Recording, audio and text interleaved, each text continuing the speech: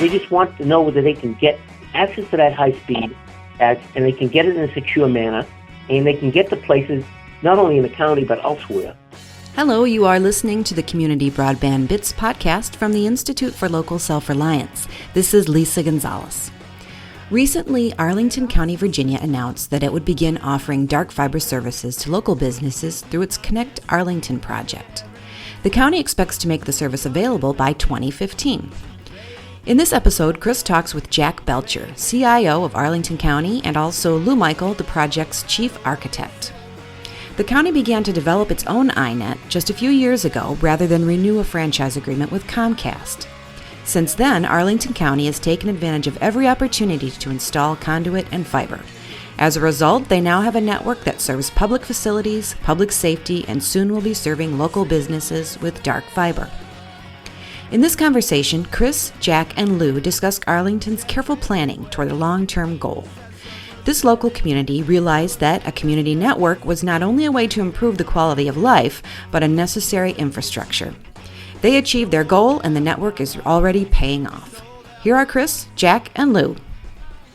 Welcome to another edition of the Community Broadband Bits podcast. I'm Chris Mitchell, and today I'm speaking with Jack Belcher, the Chief Information Officer for Arlington County, Virginia. Welcome to the show.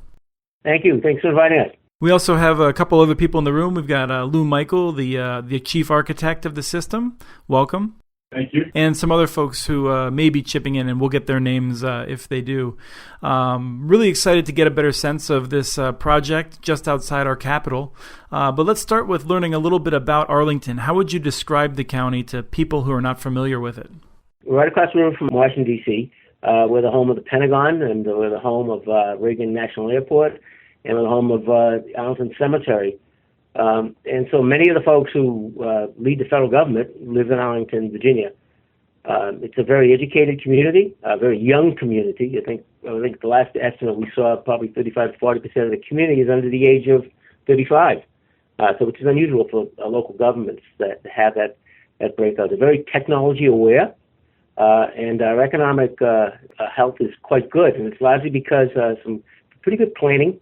We had the subway built through Arlington, and we have many stops here. I think we have 11 stops that are in Arlington itself. And that core corridor of subways has allowed us to be able to attract businesses that are in the corridor, and also to provide for residential and other uses in the close proximity. So it's quite an educated community, technology-aware community, a community that's highly expectant of doing some difficult things, and we usually do those things. Do you have any rural areas, or is it entirely urbanized? There's really no rural area, actually. A lot of green space.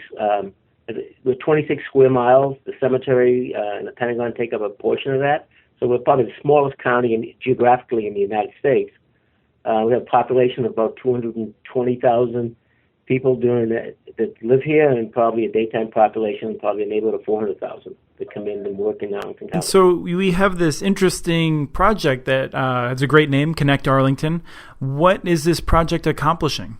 Well, it started out, really, we benefited from a broadband fiber network as a result of a cable television franchise with Comcast. And we were able to leverage that to provide for data, video, and voice communications between our county schools and government buildings, about 93 buildings across the county.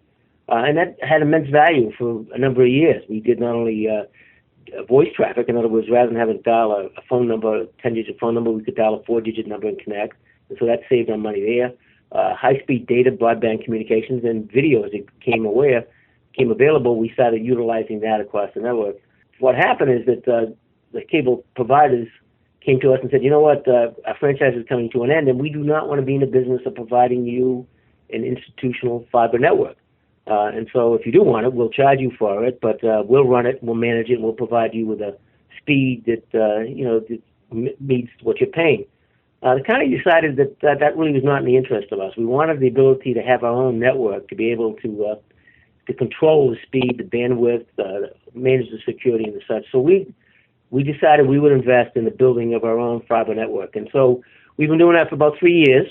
We've got about 49% of the buildings up and running right now, and we plan to complete in the next year and a half, complete the entire ring for the public education and government purposes of that. So as we were doing it, we built enough capacity into the network that we could add redundancy and scalability over time, because we believe that the demand for bandwidth is going to increase as rapidly as you're seeing now with all the devices that are out there, the needs for cellular communication and such. We felt that would be necessary. So we put 4 conduits into the ground for this capability, 4 2-inch conduits, 2 of which we filled with fiber, 144 strands in each conduit to provide for the public education government uses. What we decided to do was to take one of those fallow conduits and populate that with additional fiber.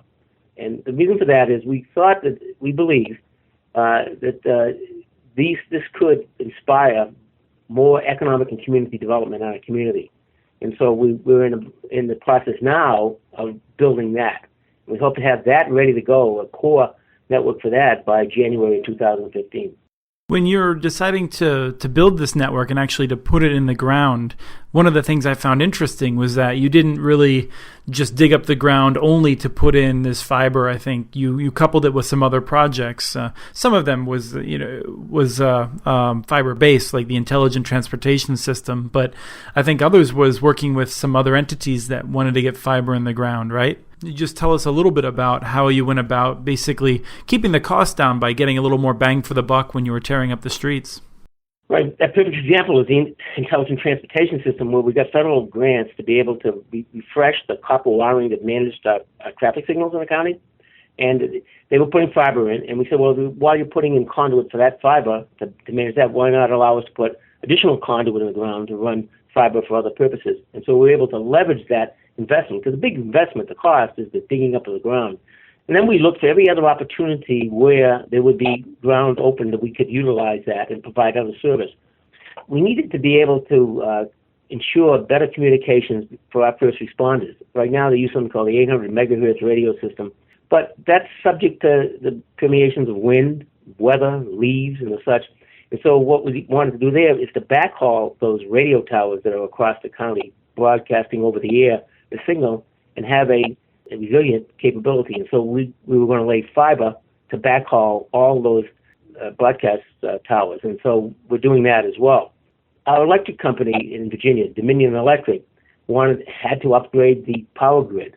And so they began digging in the ground and laying fiber in the ground. And we asked if we could lay fiber as well. And so we rode their opportunity to drop fiber into the ground. And then we looked at the building that was taking place. And if you come to Arlington County, you'll see a huge amount of commercial building taking place.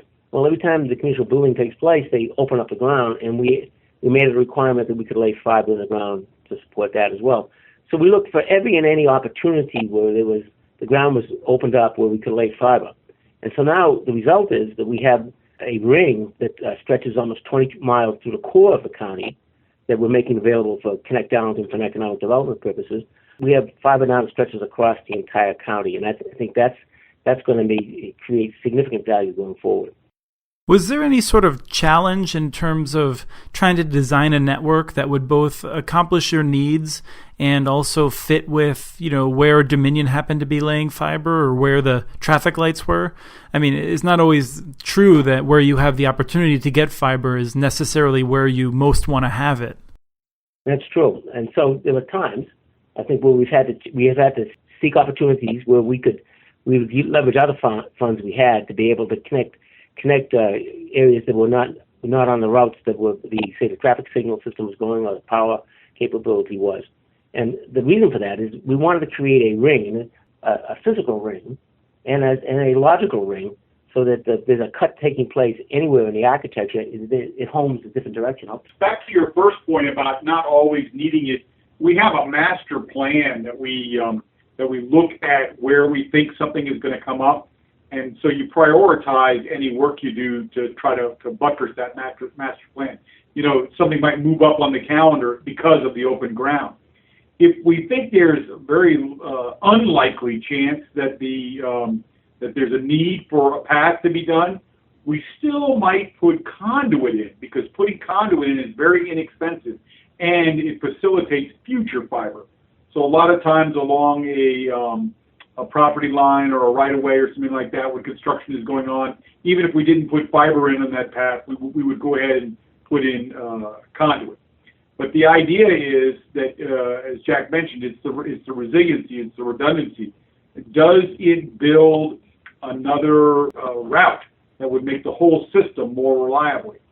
So in the one case, Dominion was running down a road where we had a school at the end of the road, and boy, oh boy, it helped us speed up that section of work. They had another section, it was a little bit longer section, and it's an area we never planned to pull fiber because we didn't have any buildings or traffic signals that needed to be connected along that route. But when we looked at the map, we saw that it was a great expressway, a bypass, that would give the whole system better resiliency. And so we went ahead and did it there also. So it's about planning and prioritizing. The nature of the county is small. Very few areas where we can't reach. And if we had to go to it, that wouldn't be fun. And new development takes place, and redevelopment takes place. We have a large area, a commercial area, that was developed maybe 30 years ago next to the airport. Well, that's going through a transition. The government agencies that were there are moving out because of different restrictions and requirements, and we're going to redevelop that area. Well, the fiber we laid actually goes through a lot of that area, and where it doesn't, we're going to extend it, and it's going to create, again, a base if you can build upon. So we've been quite fortunate in terms of geography. If you think of an urban area and all the traffic signals, and Jack was talking about that redundancy, every traffic cabinet that is on this system, the connection is equivalent to a building. So the traffic cabinet is dual homed to two hub sites. Those two hub sites are dual homed to two data centers, and then the data centers have an independent separate backbone interconnecting them. So there's a very few number of feet, like if you're in an intersection or something, there might be a few feet, usually less than a quarter of a mile, where some of the path is shared, but then quickly you go on these two divergent paths. Well, what we've ended up with now is that it's pretty hard anywhere in Arlington to be more than a quarter to a half a mile from one of these backbones. As a result of the multiple rings that you've built, have you seen greater reliability than you previously had? I am an old IT guy, and so I do not like to talk about reliability because as soon as you say something is reliable, it will fail. But I will say that we are pleased with the outcome.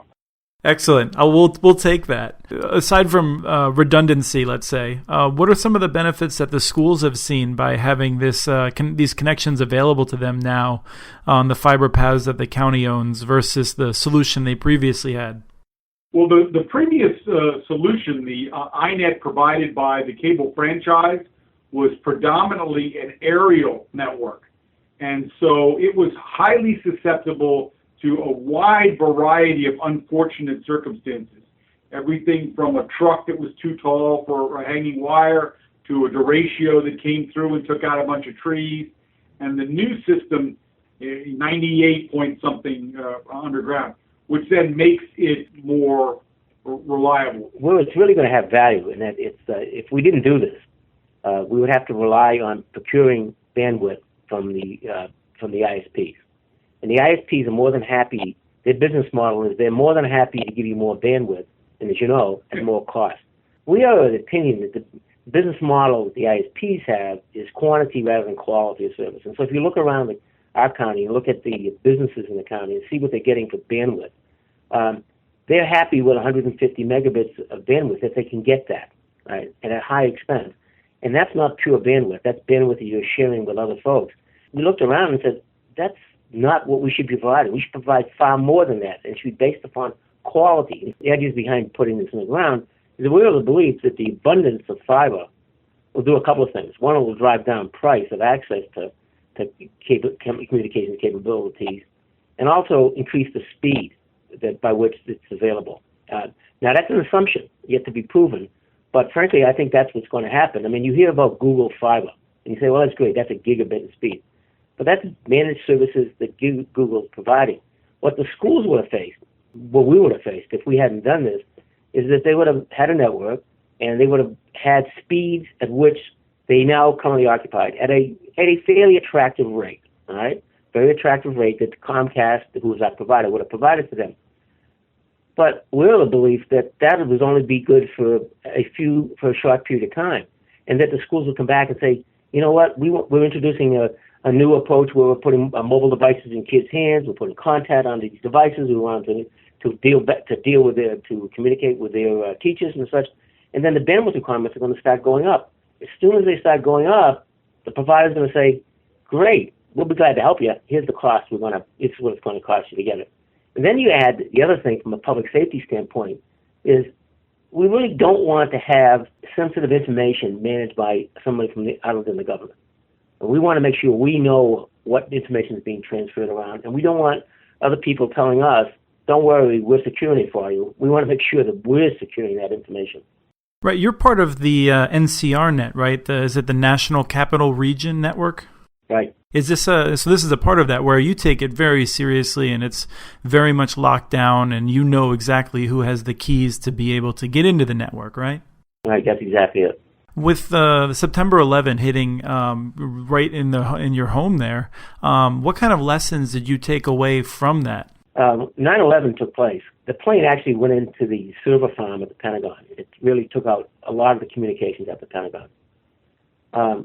In order for us to be able to provide connectivity back to our people who were responding to the event, our fire chief, Jim Schwartz, was actually the commander for the response team at the Pentagon.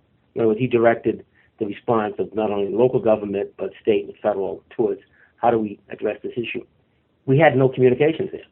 So in order for us to get communications, we actually sent a team up to the tallest building we have, which is our courthouse. And we had that team take a router, antenna, and point it at the Pentagon. At the same time, we sent down our Parks and Recreation team to take one of the cherry pickers they use to change lights on football stadiums. And basically what they did is they sent a balloon up, and then we triangulated the position. And what we did is we sent the signal from the top of the building down to the parking lot of the Pentagon. When we got there, we then ran cable, coaxial cable, across the Pentagon floor to where the command center was for our response to that event. The only reason that took place is because a week earlier I had somebody from AT&T come in and say, we're getting this Yagi antenna, and it can do these things, point-to-point communications. If you ever need it, let us know. So when we were down there in the Pentagon and they said we can't get communications, I picked up the phone because I still had the card of the guy who called. And I said, I got a hold of him at 11 o'clock at night in this office. I can remember that vividly, sitting in here saying, do you still have that equipment? And he said, yeah. And so we sent a team out. They picked it up. They drove by to the local Home Depot, walked into the Home Depot and said, we need this, this, and this. And to show you what happened that day, and it's an amazing, Americans at their best, Home Depot said, what are you doing? What are you trying to do? What do you need? They went around, they got what they needed, they came back, they came to the cash register, and the cash guy at the Home Depot and the manager said, take it, go. It's for you guys. And so our guys went down there, no payment at all, put up the stuff, and ran the communication signal down there. Well, that was by fortune. And then what we learned from that is we got to have more communications in different places. And so what we did is we went into the concept of command vehicles. So the police got a command vehicle, we got a fire got a command vehicle, and then we took an old police bus and made it into a technology support vehicle so that when the fire vehicle went out and the police vehicle went out, we could then communicate. The police named their, just for information purposes, the police named their vehicle on the radio Blue Thunder. That was their thing. The fire named theirs Red October, and we named ours Gray Wolf. And we actually got CIO 100 award a few years ago for putting this vehicle in the field. But that's not a good way to do communications. Vehicles going to a place and setting up a command village worked, but the problem is now you're reliant on vehicles you got to support. So what we've done with this network we've put in, and it's thankful to John Bayless, who's sitting in here, who's the head of Connect Arlington, we put in something called public safety ports and at every traffic signal. John, you want to tell them what that's all about? Yeah, so each traffic cabinet, if you look at the traffic cabinet, it has a smaller bay on one side of it that the police can actually get into to put it on flasher in case there's an accident. So to give everybody access and not inside of the cabinet where there's delicate electronics to actually control the lights, we put an Ethernet port in that's tied back to our fiber and the switch in the cabinet. So that Ethernet port has of the network in it that they need. So we do exercises with the other command vehicles, the police and the fire, and then they also have bomb squad vehicles and other vehicles that they use for the purpose. And they're on the network. We have cameras extended off of them, and they can control those from our command post or our ECC, which is beside our facility here at Courthouse Plaza. So they get that high-speed, dedicated, secure network at the traffic cabinet level. We just pull up, plug in the USB port, you're on the network, and you can broadcast that across the network. But a second thing that came out of this is we found, I mentioned this 800 megahertz radio system, which we backhauled, and it's really the common way of interface across the country for all public safety communications. Everybody's gone to this 800 megahertz system. That was developed almost 20 years ago, and it's dated. And so all it was is voice. And so what they're doing now, the federal government's moving towards the broadband network. They call it FirstNet, and that's going to be based on that 700 megahertz sphere, where they basically will have high-quality broadband communications. So that you don't only do video, you do voice. I mean, you not only do voice, but you do video and data as well. So, in other words, a first responder goes in the building, they're able to be equipped with the video capability that can be broadcast back to say, okay, where is the first responder? Where are they going? Where do they need to go? And also data capability, say, here's where they are in the building. Here's what the health is of the first responder. So that offers great capabilities. So what we're doing in a parallel way is we're asking any new building being built in Arlington to rethink how we do in-building communications, not so much to support better resiliency of the 800 megahertz, which is a primary reason, but also to lay a foundation for the next network that's going to come in, so that we're more proactively monitoring the health of the communications capabilities in these buildings. Put that in real life. There was a horrific event that took place in Washington not too long ago, the Navy Annex, where basically what happened is that he had the shooter come in and do all kinds of things. Well, the first responders were unable to communicate in that building. The reason for that was, and we're finding it across the board, is that as buildings are being built today, they're energy efficient, they're green, they have low emission windows on them. They're unfriendly to radio waves. You got it. And frankly, we don't know that they're unfriendly until our people go into the building. What if Lou's having an event, and we've got a first responder comes in, and he's got to figure out what the problem is? Well, he's in radio communications with our 911 center. Well, if he loses communications, he goes and looks at Lou, then he's got to walk back out to get communications to figure out what to do, then walk back in to apply something, then walk back out to see if that's working. All that time, Lou is in great risk. And so we want the capability through this fiber optic backbone we're putting in to be able to connect to the buildings so that we can see, okay, there's a problem here. And that problem may not, by the way, be just green buildings. It might be that they've decided they're putting in all kinds of routers to be able to provide for wireless communications in that building, for iPads and wireless devices, cell phones and such, and those are causing conflict. And so we're doing this now across the county to make sure that we have that capability in place. We had a situation in one of our own buildings, a gym, it was called a community center, Arlington Mill it's called, and we put in this system, and we found that the day we put it in, that night, we began getting communications issues.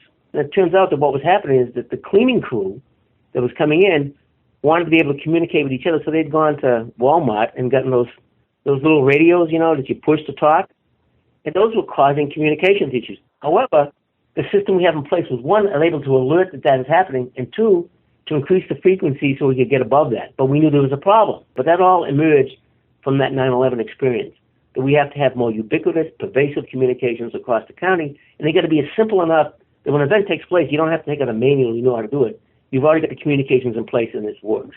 Well, I have to say that we appreciate that sort of thing, because when you make it all work transparently, you'll never get the credit for it because nobody notices. So yeah. I do appreciate both you doing it and offering the explanation. But I think I want to finish up by just going back briefly to the business services that you're looking to deploy with the dark fiber. And I'm curious if you have a sense, being such a high-tech region, do you have a sense that a lot of businesses are going to be using the dark fiber themselves, or do you anticipate other providers leasing the dark fiber from you and then using that to connect customers? I think it's both. We're in the state of Virginia. We can't be in business of marketing and selling those services, information services. So what we're going to do, the model we're working out and still in an evolution, is to hire a contractor, a third party, who's acting like a broker. And what they're going to do is they're going to enter into licenses and sub-licenses for people to utilize that dark fiber. We believe there are going to be many businesses who are going to say, we just want that access. There are going to be other businesses who are going to say, I know nothing about this. Can you tell me how to do this, and can you provide that service to us? But we've gone around now, and we've talked to every major builder in the community and talked about this. We've talked to the government institutions that are here. We've talked to higher education. There's a huge market for this. Our assumptions are being proven right, that there's a need. The government is coming to us, and we're surprised by this, saying that we need more capacity. We need divergent paths. We need redundant paths. We're finding businesses that are small businesses that are saying, this doesn't work for me. Getting 100 megabits a second doesn't work. I need high-speed broadband access. And there's an absence of knowledge on how to make that happen. We in the technology will know how to get that, how to bring an ISP and how to get that dark fiber, how to make this happen. But some guy who's running a business is not really the technology, but needs technology to make it happen. They just want to know whether they can get access to that high speed, and they can get it in a secure manner, and they can get to places not only in the county but elsewhere. That we believe a market out there, but what would it mean? Is that the county can't be in a business of doing retail. So what we're going to do is we're going to own the middle mile, the core, and we'll have a third party who will be negotiating a way and facilitating access, the last mile from, say, a building to the core, or from a floor and in a building to the core.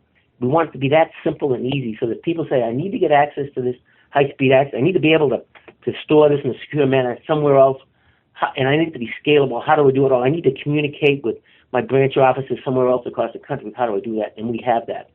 Why we're doing this, too, is that it changes the value equation in Arlington. By having that here, Arlington is a great place to live and work. And we're finding that businesses realize that. So there are businesses who may be somewhere else in the region who have much more space, footprint, and pay at a cheaper rate. But when offered the opportunity to come into a place that has access to that broadband capability and fiber capability, we're hearing that they're willing to say, you know what, we'll sacrifice how much space we have and pay a higher rent so we can attract a different type of worker into our environment. And also, we have access to those people who are driving business and driving the government. Excellent. It somewhat reminds me of some of the stories that we saw in Santa Monica as well. Just did a case study about a network that they built, often by coupling investments with intelligent transportation and that sort of thing. And they saw the same thing where they see, people paying more to be in Santa Monica than being a few blocks away, because they have made this fiber access available. So it's a similar story we see in many places. The fiber, the resource, we're offering in a non-discriminatory fashion. So your traditional carriers, your existing ISPs, they also have limited resources, and they'll be welcome to make use of this too. The ISPs right now we have in town, if they utilize that, and we think they will, the era of putting a cell tower up in an urban community is over. That's not the business model. The business model is to put an in-building base station in that washes the entire building with the communications capabilities they want, but then backhaul that to someplace else where the antenna are to be able to collect that signal. And we think that the absence of that broadband in an affordable manner is going to make what we're trying to do here attractive to them as well. Thank you for coming on the show. Hey, good talking to you. Take care. If you visit arlingtonva.us and follow the Technology Services link in the list of departments, you'll find your way to the Connect Arlington page. We want your ideas for the show. Please email us, podcast@muninetworks.org. You can follow us on Twitter. Our handle is @CommunityNets. This show was released on May 6, 2014. We want to thank Valley Lodge for their song Sweet Elizabeth, licensed using Creative Commons. And thank you for listening.